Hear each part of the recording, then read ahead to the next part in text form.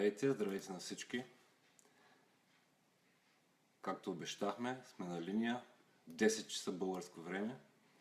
Ще дадем малко време на хората да се включат, като през това време ще нагласим тук някои неща, които бяха важни.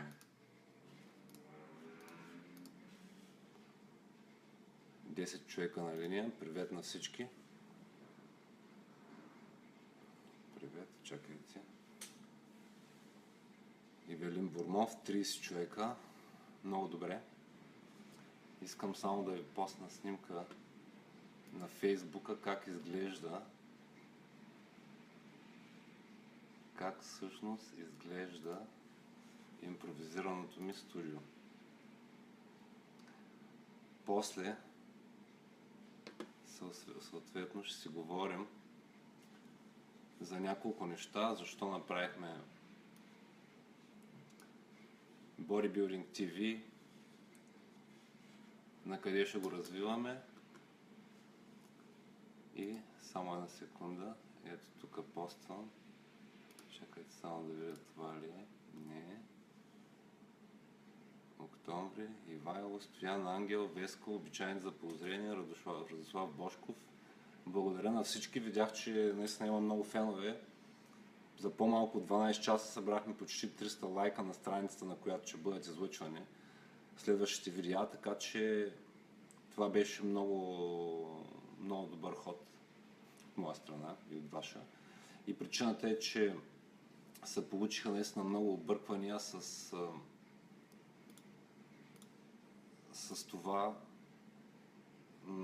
Пишат ми хората от Америка, ма ти говориш само на български, американците пък казват така и така и просто нямаше как да стане. Здравейте! Сега аз не мога да разбера защо не мога тази снимка да я постна. И въобще къде е тя? Може би след малко. Робърт Даун Браун.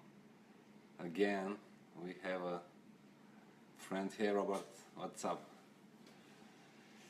Така, ясно, няма да стане сега това с снимката. Обаче беше много яко да го посна. 50 човека, так. Правя само още един опит, вече сме 44 човека.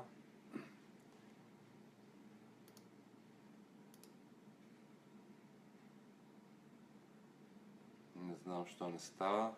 Робърт вика, hey bro. Always good to see you. Always good to see you, my friend. Окей. Не можах да го направя, ще я посна после снимката, защото вече стана много голямо разминаване. Ето какво ще направим. Минимализираме го този екран. Така.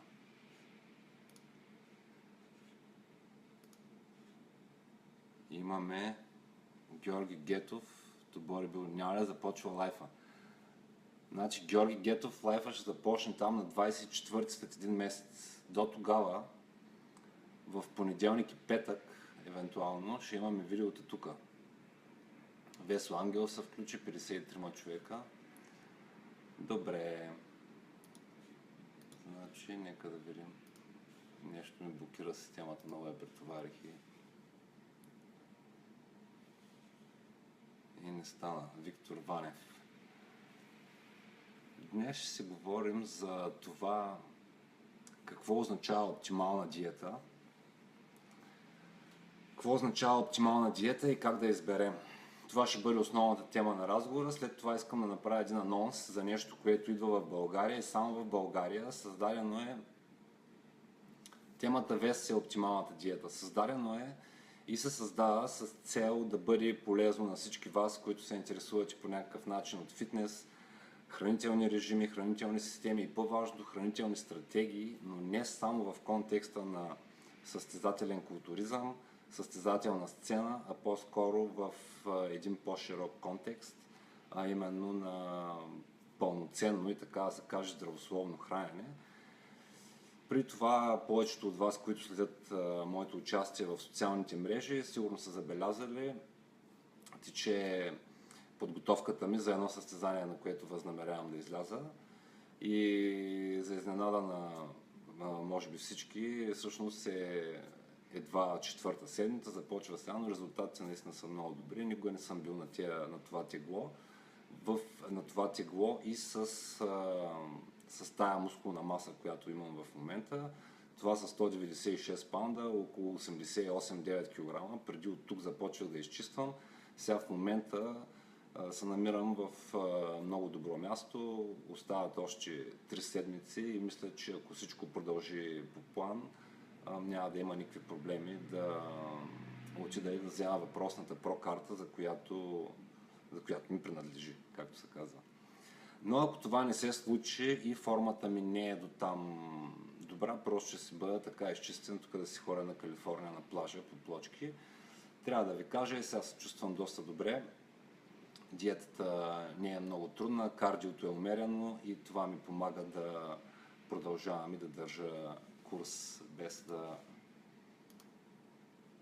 без да ми изчерпва прекалено много от енергията. За сега енергията, либидото, всичко е както би трябвало да бъде. Тренировки са 4 пъти в седмицата, като кардио е 2 или 3 пъти на седмица, нискоинтензивно по около 30 до 45 минути. По принцип казвам така, защото съм си казал 45 минути, честно да ви кажа. В повечето случаи просто не ми стига търпението. Слушам аудиокнига и така нататък, но просто не мога да го направя. Идва ми множко. И затова тук само ще го форсна това са квитни, защото не знам по каква причина. Компютъра ми заби, бях си подготвил няколко интересни материала, които да кажем, това са рисковите на живото предаване. И така с въпросната подготовка. Напоследък, преди да започна с това, имам нещо за вас. Един апгрейд, който правя лично сам за себе си. Реших, че достатъчно време съм посветил на самообразованието си в насоката на храненето, на спортните режими, методики, да ги изпробвам всички тия неща и просто дойде време да стъпя още една крачка напред. Това е един курс сертификационен, който ми дава международна квалификация в сферата на nutrition. Това е един курс, за който мисля, че в България 2 човека го има. Това е Precision Nutrition. Един курс от един канадски учен, Джон Бернарди, който прави това. Материалът е много обширен и както знаете какво е кривата на знанието, това представлява. Предстои се да се прочете. Мислех си наистина, че знам всичко. Оказа се, че не само, че не знам всичко, а много от нещата, които не знам, са ми обягвали. Няма как да го разберете, ако не задълбаете в нещо и не искате да научите малко повече. Наричат това нещо кривата на знанието. Ако си представите една координатна система, ето е така. Тук в началото ние си мислим, че знаем всичко. Абсолютно всичко. Просто защото нищо не знаем. След това почваме да научаваме за нещо и след като почнем да научаваме за нещо и разбираме, че ние абсолютно нищо не знаем в този момент. И от тук нататък, стъпка по стъпка, крачка по крачка, много бавно, почваме да се изкачваме по тая крива на знанието и да научаваме все повече, докато като непрекъснато осъзнаваме, че няма как да знаем абсолютно всичко. Разбира се, колкото повече методи или практики ни приложим на дело, толкова повече опит ще изкараме, защото най-добрият учител в крайна сметка това е опита. Връзката ми с този семинар и с дообразованието ми по темата ме подсетиха да кажа нещо, тъй като подхода на тая група специалисти е доста насочен не само към активно спортуващи и състезатели, но също така и към една по-широка маса от граждани и хора. И това беше причината да положа основата на Bodybuilding TV, едно място, на което да може да се събираме, да коментираме теми, които ни вълнуват и да поставим наистина една основа за бъдещето на България, специално в контекста на здравословния начин на живот и то по-специално на мисинформацията, която в момента се тиражира много на широко, било по една или друга причина, просто лекарите, които са академично подготвени, нямат нужния опит. Хората, които имат опит с гладуване и с диети, споделят едностранна гледна точка, тъй като те са подчинени на идеята за максимален резултат, което съвсем естествено премахва идеята за здраве, дълголетие и за превенция на различни заболявания, което може да бъде и е рисков фактор, един от най-големите в световен мащаб. И причината това се случва е ниската информираност на хората и така нататък. И за да положа основата на темата, към която отивам,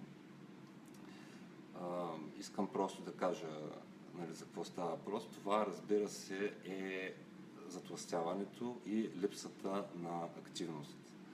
Това са така наречените клиенти, които се зараждат. Това е необходимостта. За първи път в 21 век имаме, по данни на Световната здравна организация, деца на 4 годишна възраст, които страдат от диабет, докато до края на миналия век, така да се каже, не сме имали толкова случаи зачестяващи на диабет. Сега на практика все повече и повече той се среща при деца, подрастващи и така нататък, а не само при възрастни.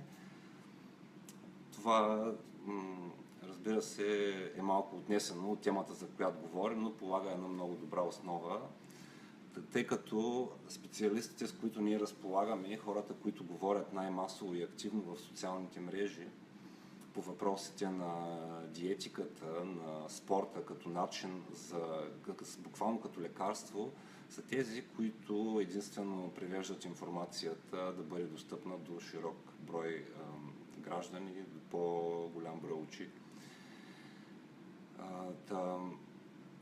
Изхождайки от тази програма, искам да обърна по-сериозно внимание към една много популярна, не само в последно време, но в спортните среди, по-специално в сферата на културизма и фитнеса, една диета, за която и аз самия съм говорил. И това е кетогенната диета. За тези от вас, които не са запознати, кетогенната диета, тя се променя много през времето, измислена е на базата на Аткинс, диетата, но на практика представлява високо съдържание на висококачествен протеин, много ниско количество въглехидрати и съответно останалата част от калориите биват набавени от мазнини. Работи ли тази диета? Тя винаги работи и хората, особено в началните фази, наистина много я харесват.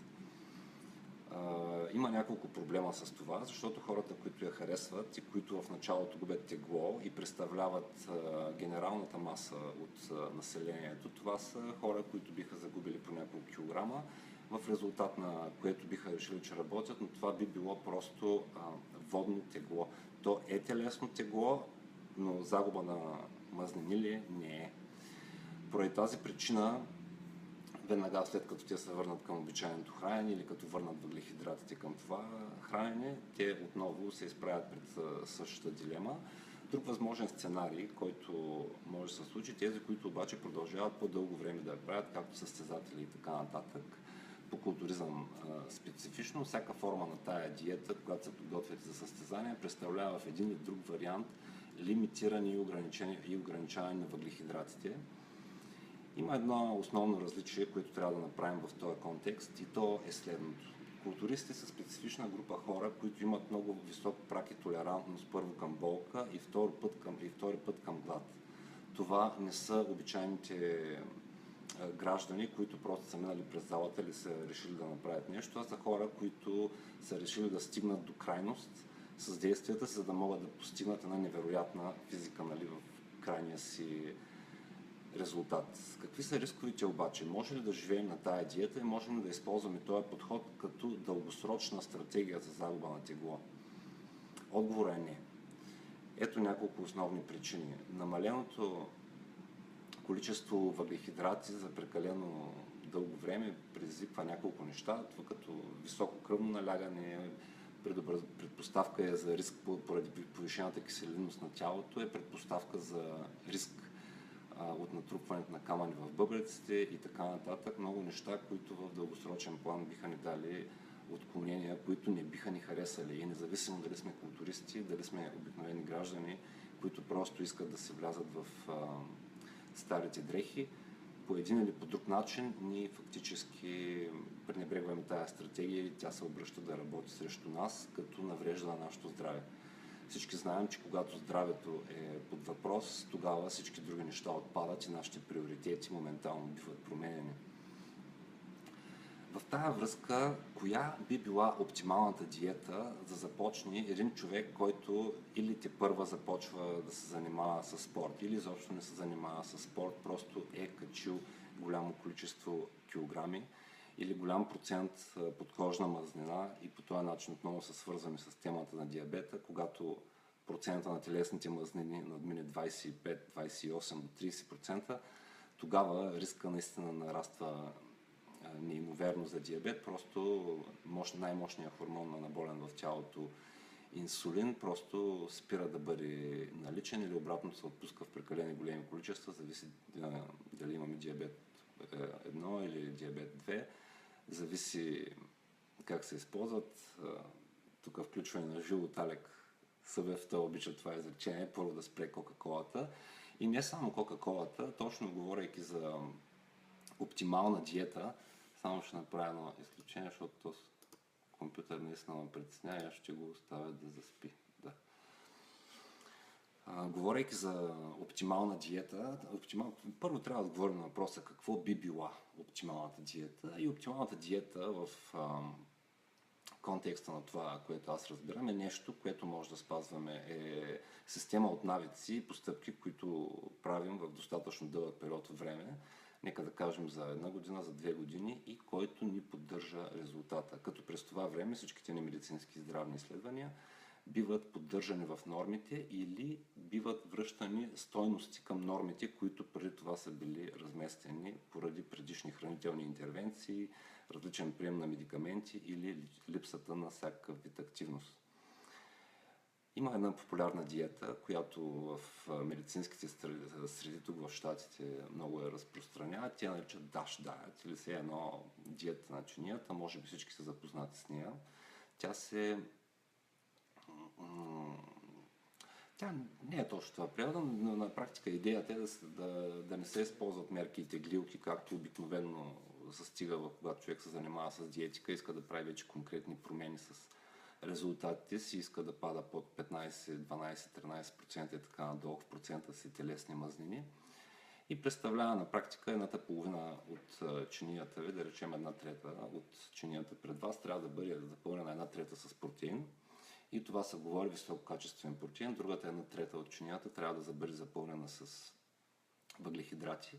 И тук се смесва още една диета, тя също е медицинска, ниско гликемичен индекс диета, която представлява всички въглехидрати, които приемате, да бъдат с оптимално нисък гликемичен индекс. Това са някакви такива зеленчуци, варива и така нататък, които имат по-голямо съдържание от 20%, да речем, в същността си на фибри. Фибрите са такива структурни единици, които в стомаха забавят на практика усвояването на храната, като я дължат малко по-дълго време вътре и по този начин тялото може да извлече всички хранителни елементи от храната, които са и необходими. За да започне някой, който е вече затлъстял или който е по-далече от форма, физическа форма на тялото, размер, там каквото му е интересно, той е най-добре да започне с диета, която много наподобява на тая. Като първото нещо, което той трябва да направи, е да изчисти абсолютно всички неща, които са преработени и да остави тая чиния да бъде пълна само с храна, които произлизат от животински произход. Вегетарианците да се успокоят, че кажем за тях. Плодове и зеленчуци. Сега, тук ще скочат културистите. Плодове. Да, така е. Плодовете, особено когато човек не изяде просто една ябълка, изяде 12 ябълки, много вероятно е отново да се докара проблем с инсулин, независимо, че са с нисък гликемичен индекс. Но това е идеята. 1/3 протеин, 1/3 зеленчуци и 1/3 плодове. Като идеята да бъдат тия плодове и зеленчуци, не съм изморен. Просто се опитвам да звучи по-професионално. Като идеята тия плодове и зеленчуци да бъдат подредени по този начин е просто да има най-широка гама от цветове, които идват от плодове и зеленчуците. И защо е това? Защото цветовете в тези растения и варива са въпросните антиоксиданти. Защото напоследък са много зачестиха всякакви клензинг диети, които на практика си е просто промиване на червото и не е детоксификация и по никакъв начин, защото черният дроб е майстор на детоксикацията в организма. Но разбира се, всяка индустрия трябва да се храни от нещо. Широк спектър от всякакви цветове на храната, висококачествен протеин и когато човек иска да започне да инициира този процес на загуба на телесни мазнини, трябва съвсем малко да намали количеството на калориите. За енергийния баланс съм говорил в други епизоди, за който може да говорим пак, но това е една стъпка напред, преди хората да стигнат до нещо, което е енергиен баланс и да бъдат подготвени за това, което могат да направят точно сега. И как може да стане така, че тая диета да работи за вас? По принцип, всяка диета работи. По един или по друг начин. По-бързо или по-бавно. Но този, който винаги се проваля, е този, който прави диетата. Определението на цели е нещо, което можем да направим, за да използваме знанието си по начин, който действително да ни доведе до желания резултат. Ето какво имам предвид. Когато си поставим цел, искам да сваля 5 кг до края на месеца. Искам да вляза във форма за някакво състезание. Искам да вляза в някакви панталони и така нататък. Това просто не е реалистична цел и когато минат 1, 2, 3, 4 дни и така нататък, ни просто или забравяме, или целта се променя, повлияна от нашите емоционални състояния и настроения. От друга страна, ако си поставим за цел да имаме 3 храненията на ден, които не изпускаме, закуска, обед и вечеря, към тях прибавим по една таблетка Fish Oil, омега-3 масни киселини, не омега-3, 6, 9, омега-3 масни киселини. В такъв случай ние си поставяме конкретни задачи, които трябва да бъдат изпълнени на дневна база или 3 пъти в седмицата или така нататък. Да си поставим за цел 3 пъти в седмицата да изпълня 30 минути кардиоактивност. 3 пъти или 4 пъти в седмицата да отида да се среща с треньора си. Или 3 пъти, 4 пъти в седмицата да отида в залата и да изпълня набор от 6 упражнения.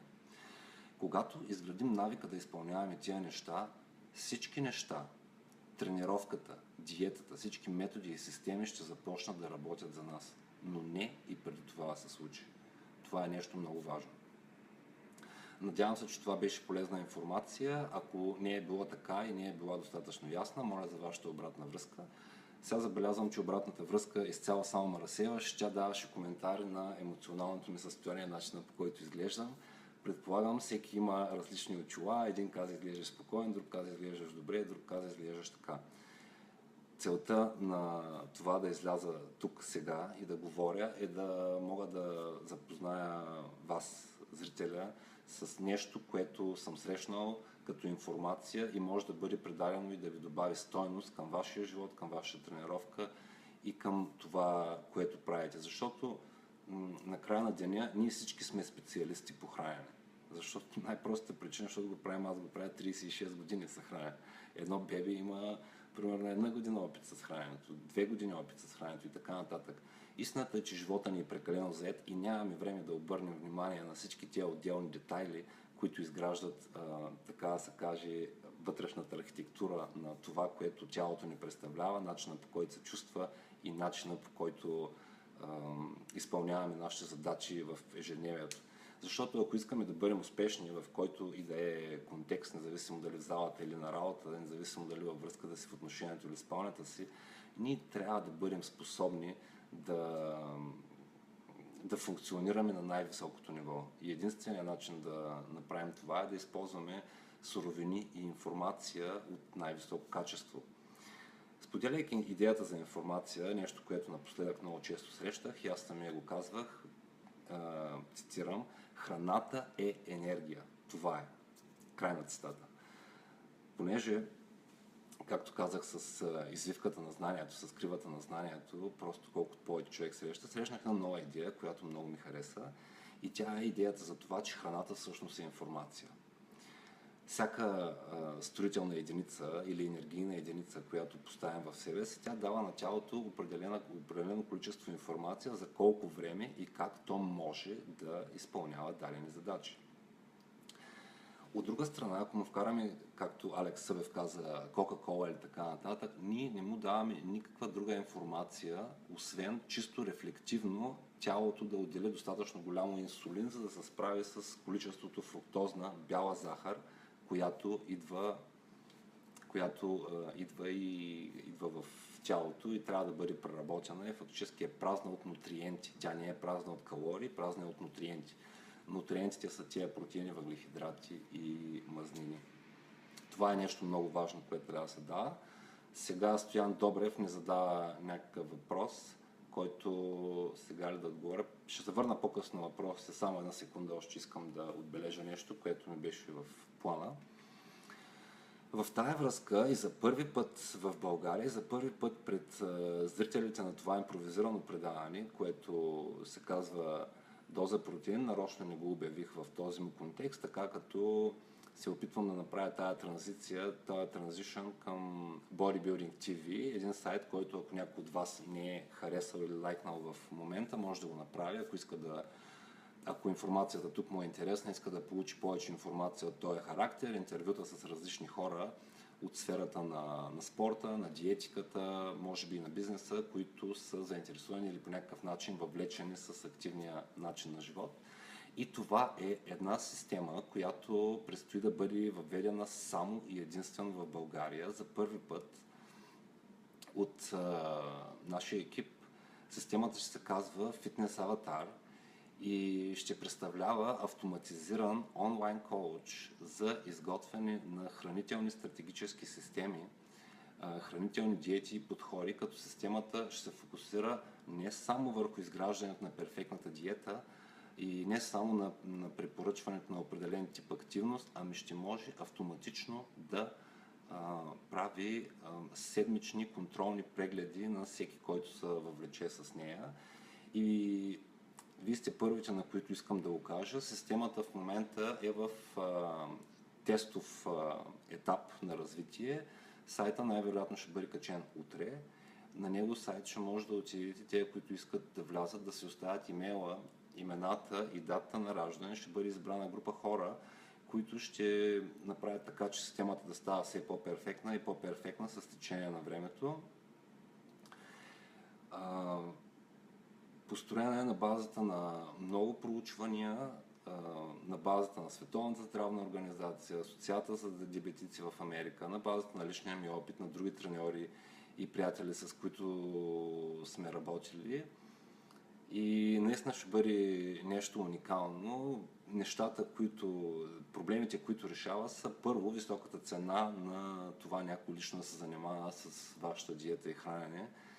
От друга страна, ви предлага една цялостна система за изграждане на навици и за организиране на целта, която имате, която съвсем автоматично ще ви води към целта и ще има просто фактор, както учителката в часа, когато проверява домашните на следващия ден, точно по същия начин, което психолозите показват, повишава ефективността на търсените резултати многократно. Малко повече информация по този въпрос, съответно с линкове, с фейсбук и така нататък. Очаква да бъдат представите, очаквайте това нещо да се случи и споделяйте с вашите приятели. Това е нещо, което идва. И да, за сега ще спра с тази информация, за да мога да оставя само, за да може да се... За да мога да съм го казал вече, да съм започнал с тази информация и сега отделям около 15 минути. Ще се отделя на многото въпроси, които получих през това време в групата. Изглеждаш изморен, няма да коментираме. Нали знаете, ти да изглеждаш изморен? Германците, понеже са традиционно бели и когато ходили на почивка в Испания, затова се сетих сега хората, като ми коментираха как съм изглеждал. И те са базикали с тях децата и отивали: господине, защо изглеждаш толкова бял? И той, понеже човека е чисто бял, като стената зад мене.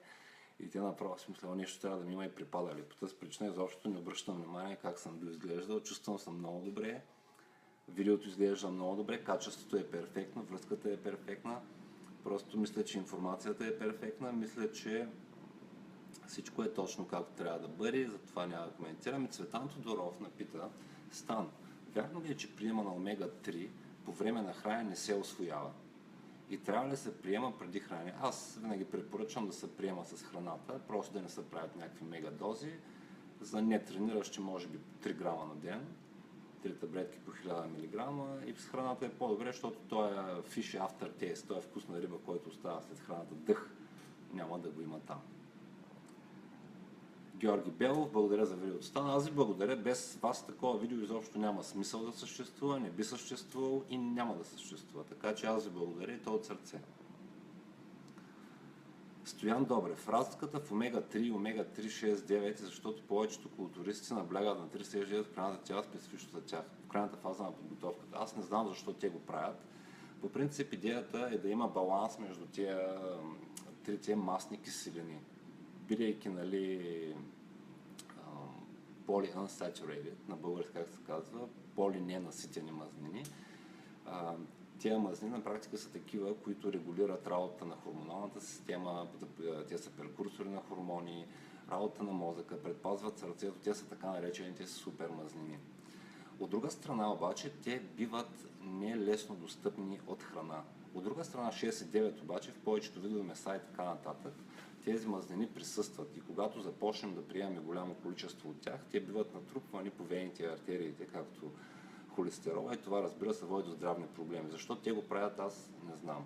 Дали аз бих го направил, не бих го направил. Дали го препоръчвам? Определено не. Какво препоръчвам? Препоръчвам омега-3 масни киселини.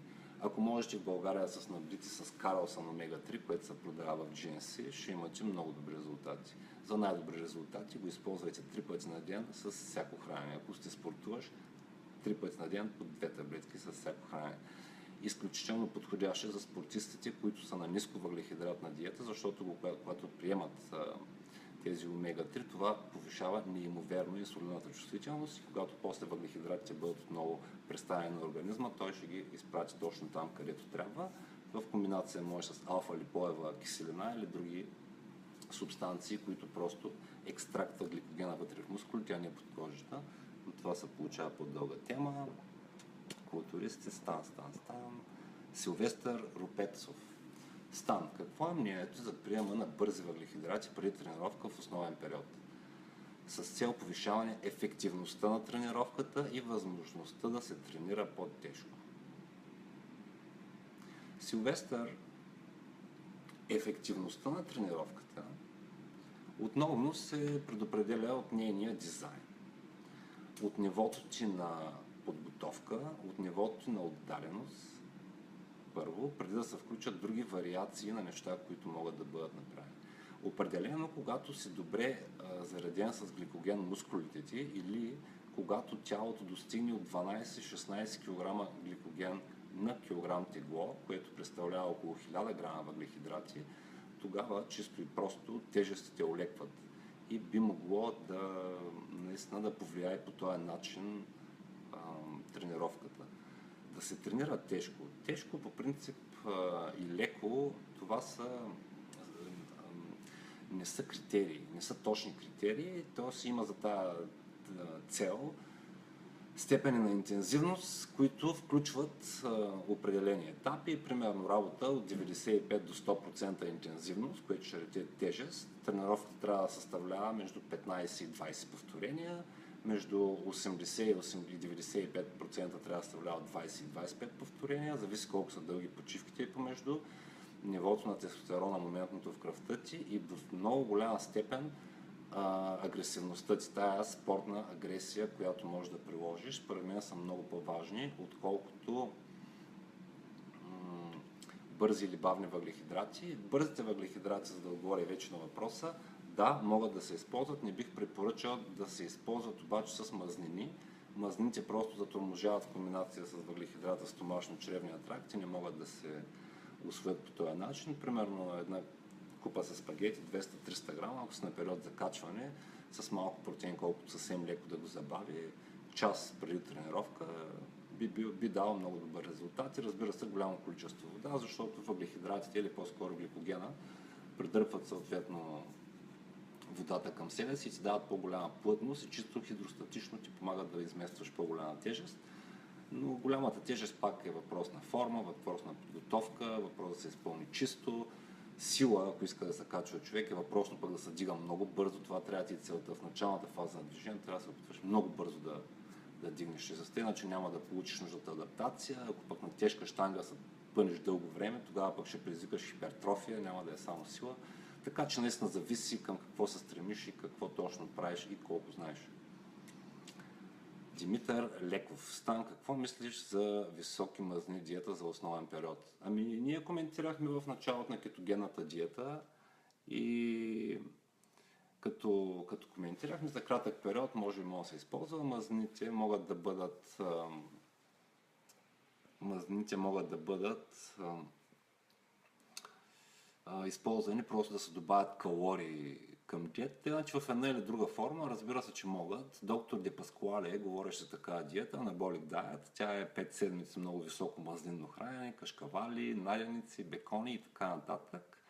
И само събота и неделя се вкарват въглехидрати. Те са необходими, защото предпазват също и загубата на тая мускулна маса и тъкан, защото когато няма достатъчно наличие въглехидрати или няма от какво да се предизвикат, значи трябва и ниски калории, няма мазнини, които да преминат през гликогенеза и да се превърнат такива, той тогава черният дроб буквално ще смучи гликоген от мускулите, ще произведе захар и това няма да достигне до резултата.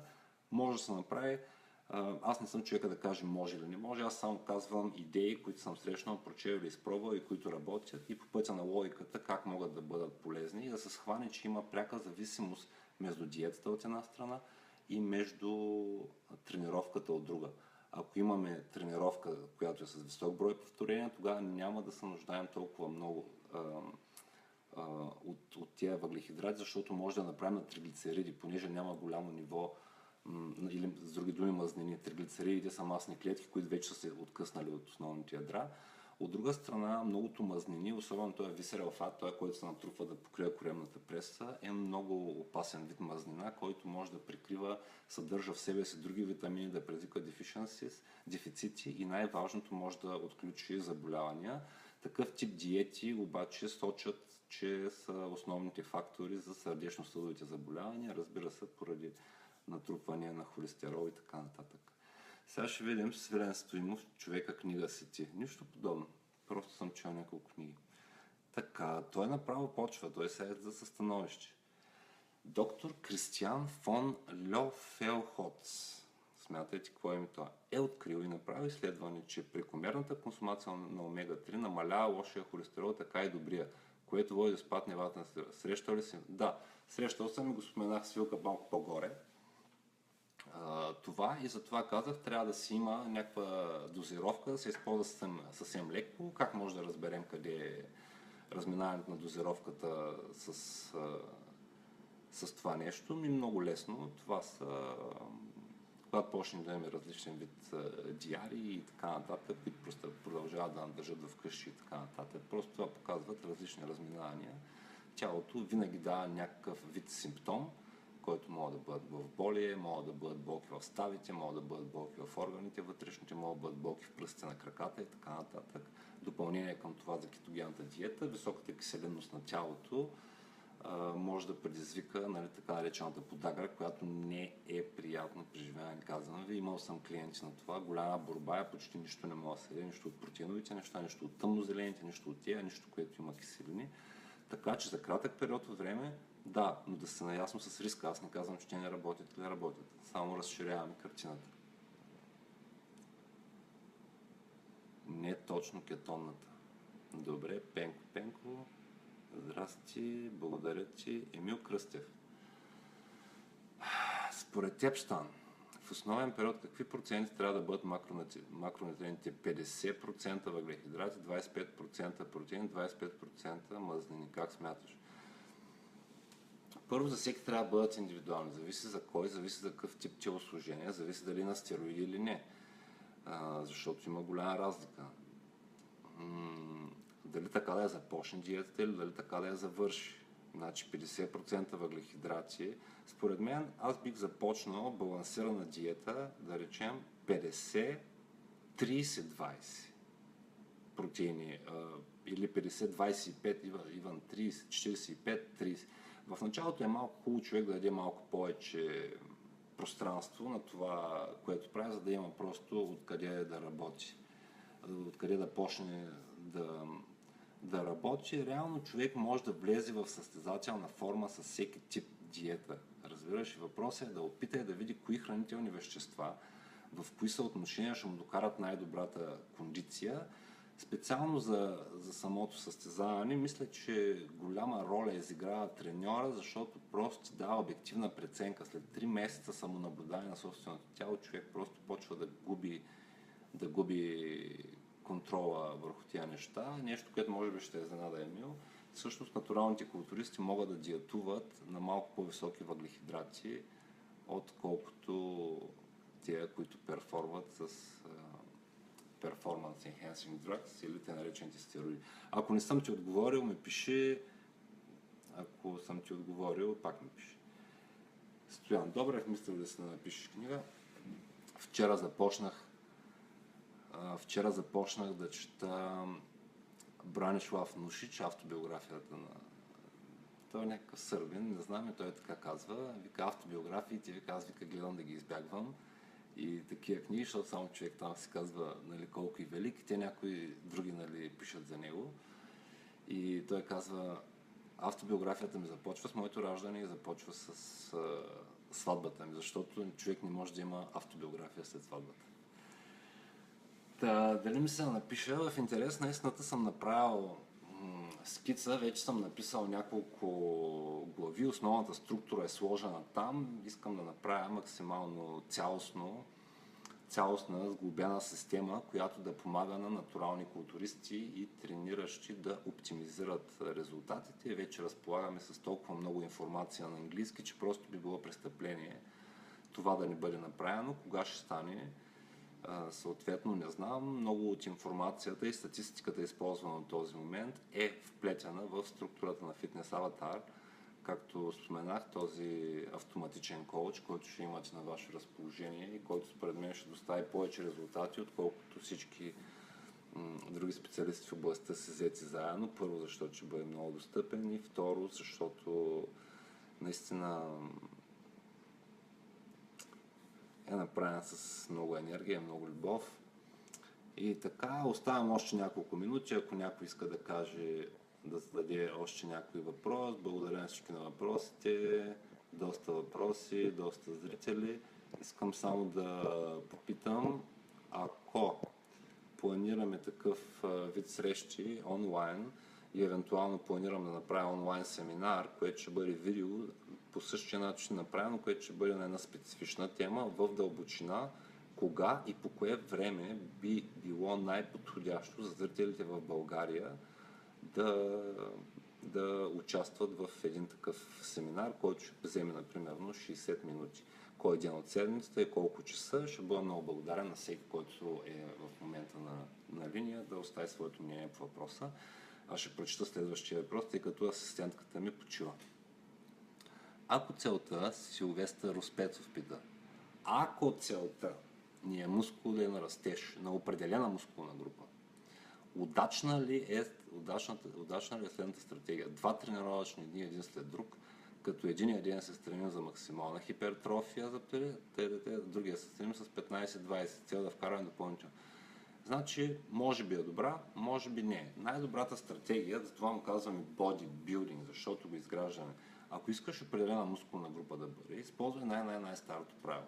Тренирай винаги групата с приоритет, тренирай след почивка и я тренирай често. Приложи повторенията, които ми предложи, като съобразиш колко са дълги почивките и съобразиш храненето с тях.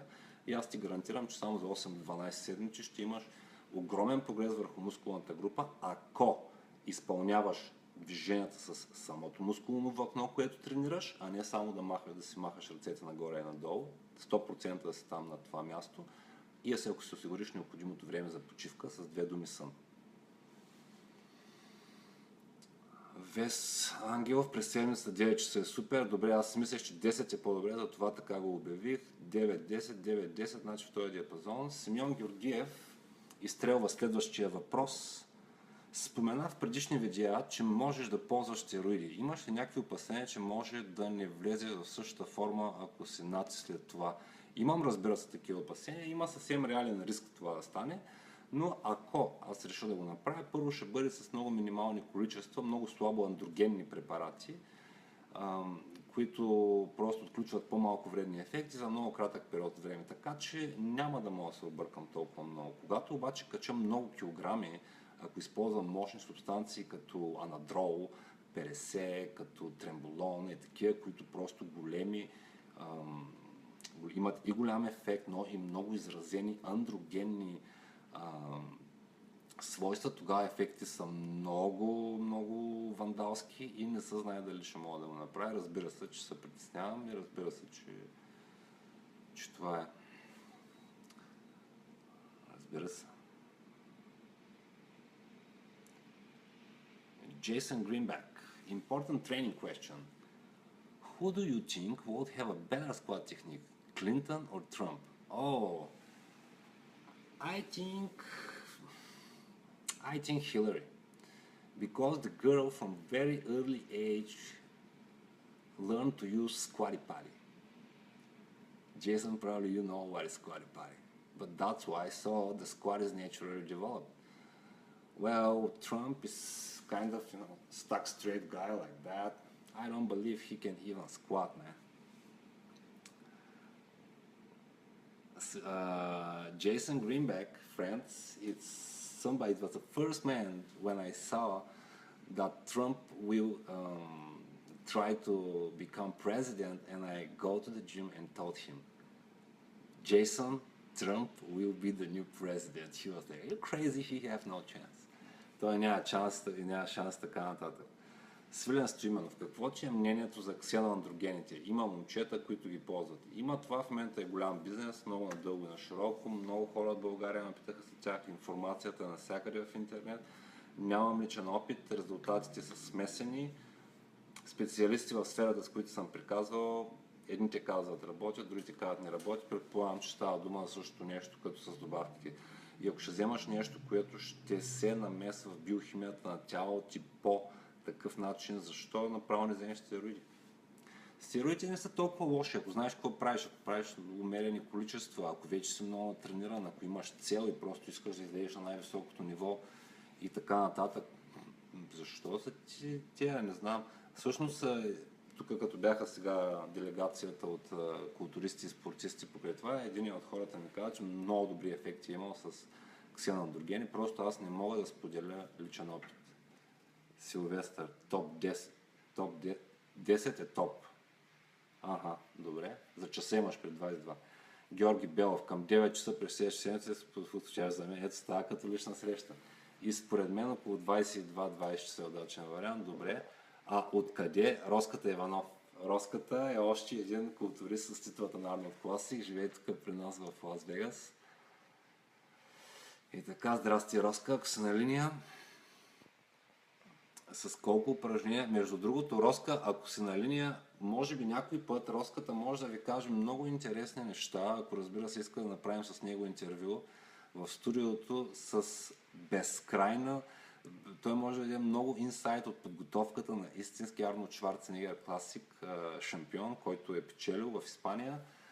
Ще му предложа да го направим това. Роска, ако гледаш, смятай, че съм ти го предложил на живо, ще бъде много интересно да се види. Иван Стоянов, с колко упражнения, с какви повторения добре да се тренира предмишницата? Колкото се може по-често, колкото повече, колкото се може по-често, повече, без да я претренираш и да расте. Аз гледам да я правя често, аз обичам да я правя, просто нямам достатъчно меса развити тук по предмишницата. Малко такива са ми кости, защото имам и ектомор в мене и просто обичам да правя корема на предмишницата, сгавачите, да ги правя и разгавачите по 3-4 серии. Ако се направи с правилната интензивност, Захари Витанов вика, Роската е номер 1. Силвестър Оспецов, какво ти е мнението за пептидите, в частност IGF и GPR6? Това са много такива въпроси. Хора, за тия от вас, които не знаят, това е също този пазар, ксенотрогените влизат в този пазар, нали, с тия нови субстанции, в които различни вериги, различна дължина вериги аминокиселини биват свързани от неизвестни лаборатории, за да стимулират по някакъв начин производството конкретно на хормон на растежа, те изгарят мъжнили и така нататък, биват прилагани инжекционно. Преди хранене, след хранене хората непрекъснато докладват най-различни странични ефекти, като доспиване и така нататък. Чува се, че резултатите не са добри, също не съм ги ползвал и не мога да се намери кои са оригинални или не. Според мен това е проблема. Петър Василев, странични ефекти от хормона на растежа, какви са? Доколко съм узнал, но много количество има само полза или греша. Виж сега какъв въпрос ми задаваш. Информацията е в интернет. Ти очакваш аз да я синтезирам и да ти кажа. Според мен ти е много добре.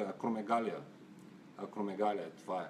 Хормоните ти голват крейзи, клетките ти голват крейзи, порастват ти краката и ръцете, органите, риска да ти пораснат туморните клетки, тъй като биват ускорени, могат да пораснат. Ама всички тези неща си ги чувам, не мога да ти отговоря на нещо, което е толкова добре познато, а може би ако ти си го използвал и в какви количества си го използвал, какви храни, кога се слага инсулина и така нататък, по-добре, защото някаква стратегия да коментирам. А така, информация, която е широко разпространена в мрежата, аз не съм го и ползвал това нещо.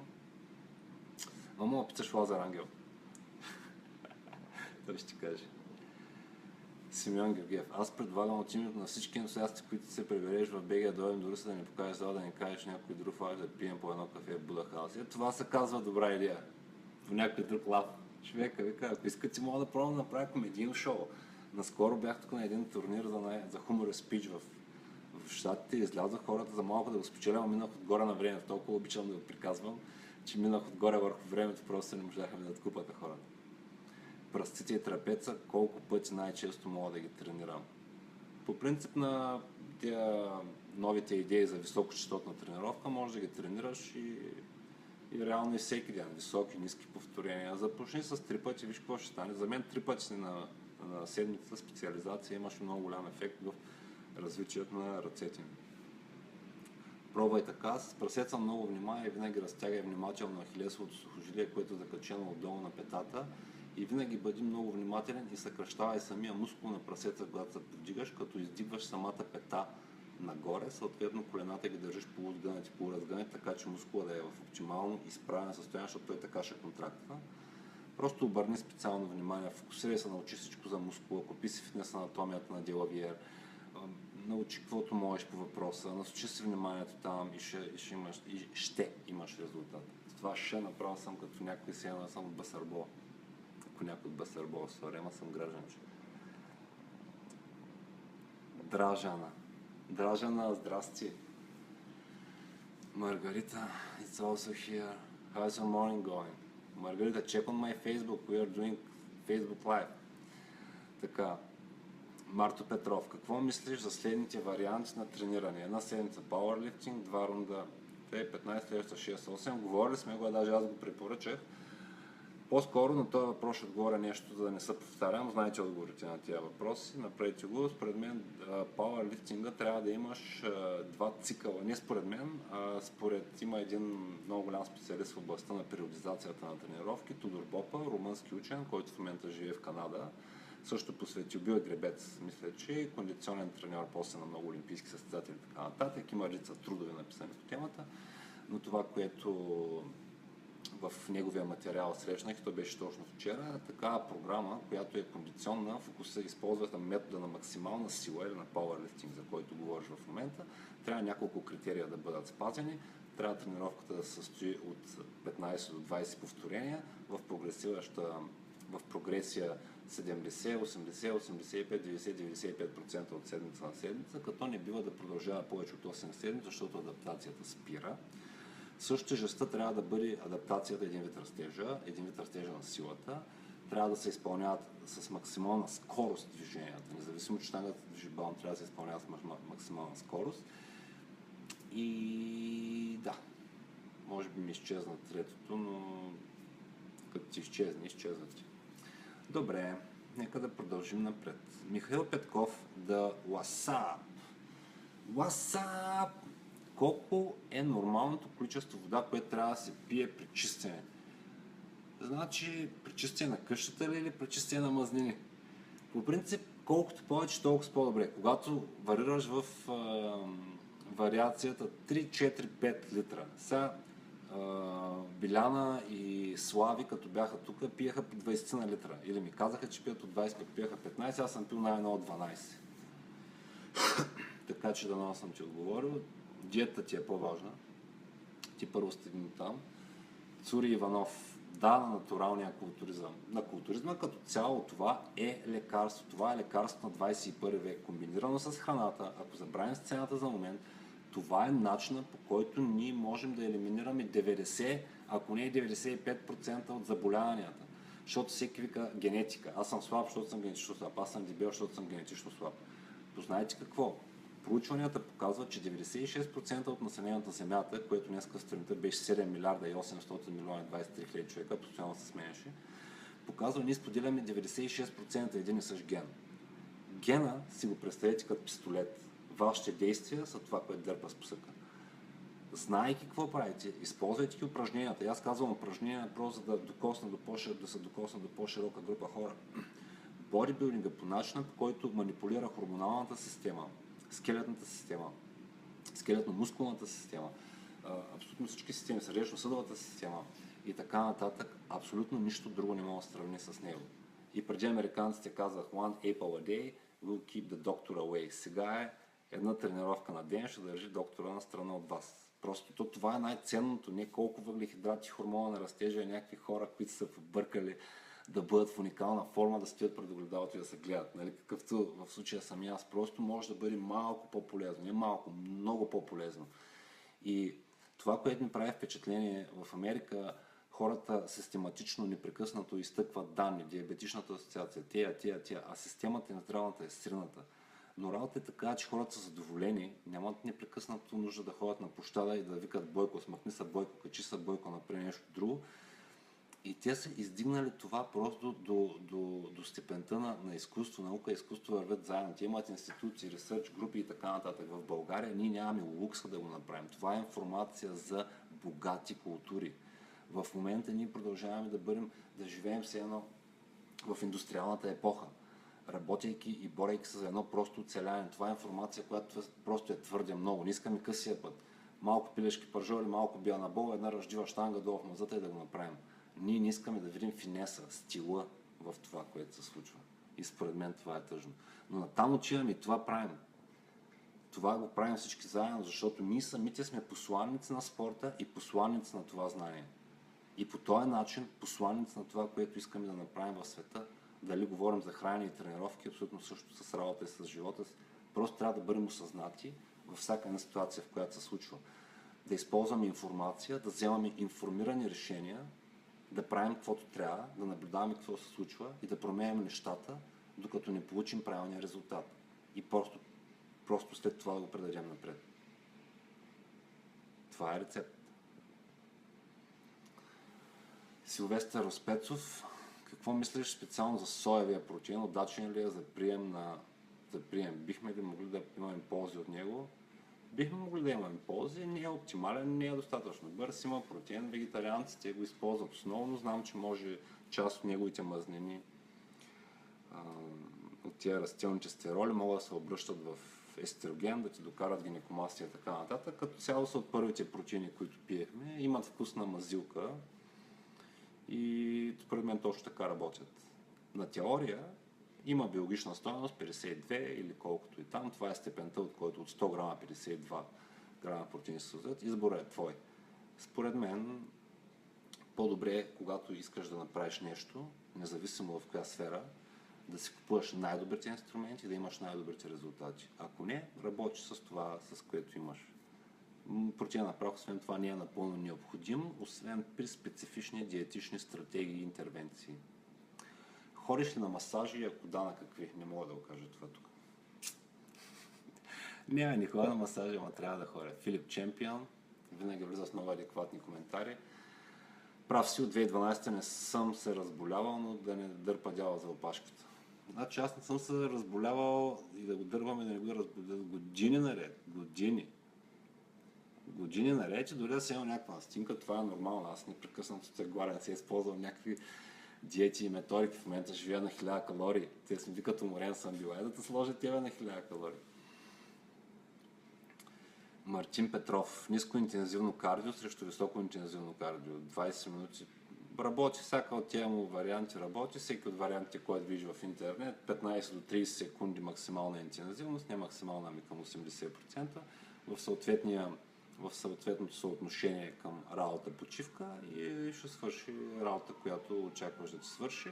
Разбира се, при контролиран дефицит на калориите и на веществата. Ти беше момента за рекламите. Добре, колко време направихме? 11 часа, 1 час, 60 минути. За 1000 калории взеш повече в жив. Това ти казвам. Гледай, мускули, нали обичам да ви показвам. Бицепси, мицепси.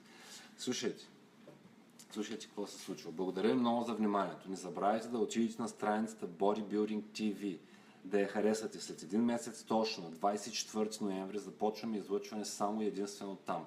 На страницата ще присъства единствения по рода си жив формат, живо предаване за натурален културизъм и фитнес, което виждате в момента. Ще има също така други видеозаписи, които планирам да бъдат също така качени с YouTube канал, който също да бъде на български. Ще има специално направление за български. Говорейки за това, искам да обърна специално внимание на тези от вас, които са заинтересувани в темата, имат необходимите познания, но не е задължително и искат да бъдат свързани по някакъв начин с Bodybuilding TV. Имам нужда от човек, който да ми помага с самото управление на страницата, да поства материалите, да редактира неща и така нататък, да бъде въвлечен в самия процес на това, което започваме да правим. Благодаря ви за... Вече я харесахме. Да, тия, които не са я харесали. Благодаря ви за отделеното време. Както обичам да казвам, знам, че имахте по-важни неща да правите. В момента да се състезаваме с Слави Трифонов и така нататък.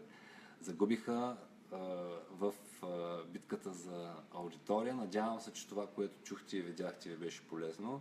Не дейте да ми вярвате, както казва Буда. Проверете всичко за вас сами. Моля ви, преди да се включиш на канала, чувствайте се свободни на моя Инстаграм, който е stan_Събев, на страницата ми Станислав Събев или на Bodybuilding TV, в момента наблюдавам всички акаунти, да оставате вашите въпроси предварително и през седмицата. Защото искам да стане така, че формата на това предаване да бъде 15 минути въведение, 15 минути основна ключова част и да оставим от 15 до 30 минути за вашите въпроси. Така че Филип Чемпион вика, аз съм на линия за помощ. Добре, значи ето и това нещо може да стане. Благодаря ви отново, още веднъж за вниманието. Желая ви спокойна и топла нощ. Знам, че при вас се застуди в България. Тук при мен е само валидъчно, за Вегас това си е голяма работа. И ще се видим в следващият епизод. До нови срещи!